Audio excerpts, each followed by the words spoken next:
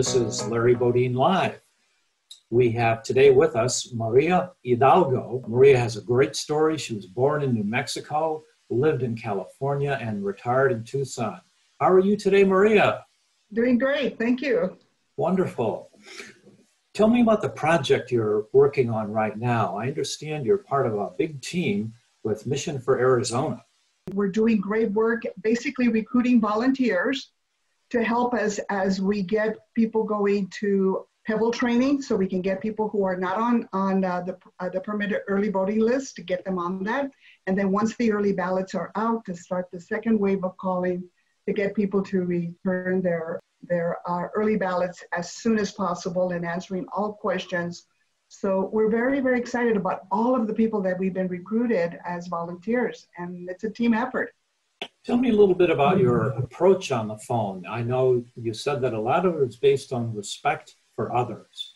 So if I'm calling Democrats, you approach calling them with the utmost of respect and dignity, very respectful of their time, listening for a tone and a voice, so they may be busy. And if I can only leave them one message, I thank them and ask them if we can count on their vote in November for Joe Biden as president and Mark Kelly as our U.S. Senator for Arizona. And I get those two messages out. I get a yes, that's okay. They'll remember there was that one person who called, but they were so polite.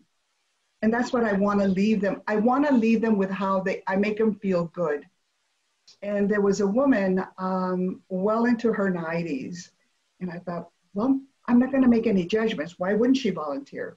So as I introduced myself and I told her the purpose of my call, she couldn't have been sweeter. She said, honey, I can't do much.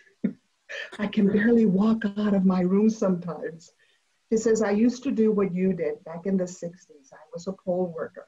I did canvassing. I've always been a Democrat. My parents were Democrats. So imagine, she's 93. She's what I call a dyed-in-the-wool Democrat. And she talked about what she had done, what it meant to her. She kept asking me sort of questions about the ballot. And I could tell that she wanted to talk a little longer. And I gave her that time. I just thanked her that because she had been involved, she had done what I'm doing now.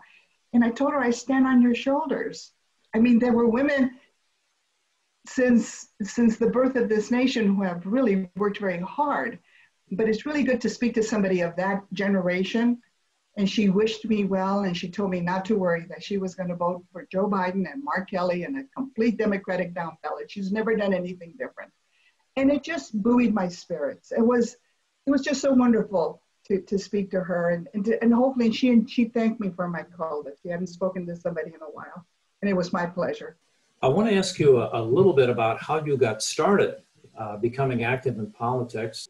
My husband and I relocated for jobs in Merced, California. The population was about 43% Latino, Mexican-American, Chicanos.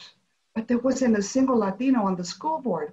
And that just didn't seem to equate for us. The equation didn't feel right. So there's a group of us that got together, and we put together a proposal to the Southwest Voter Registration Project out of Texas. And we got a grant for $2,500, which is a lot of money back in 1978, 79. We rented a little storefront on Main Street, Merced. We got one phone line, and we got a huge map of the county. We divided the map into sections, and we went out and we canvassed. And we got one of the local teachers to run for school board, Joe Lara. He got elected.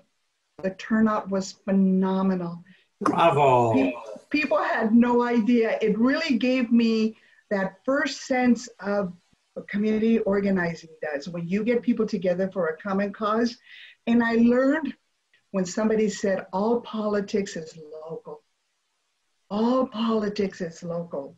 When you get people to represent you and your values, the school board, the mayor, the supervisors, the chief of police, the county recorder, all of these have immediate, profound impact on people's existence and people's lives. But that experience remains very prominent in my memory. Well done. I'm so glad you are out there. I have a question about what you enjoy about campaigning. You're the kind of person who gets energy from other people. Tell me more about that. We learn from each other. There's a chemistry, there's a synergy that occurs when you're all working together to solve a problem, or you're all working together to accomplish something. I mean, we have somebody like Ellen Yasmer, who went out, got her Rolodex, and she got 50 of her friends and acquaintances to become volunteers. I mean, and then we have Phil Tigel, who basically has become our designated letter to the editor vanguard. Whenever we need to write a letter to the editor, Phil does that.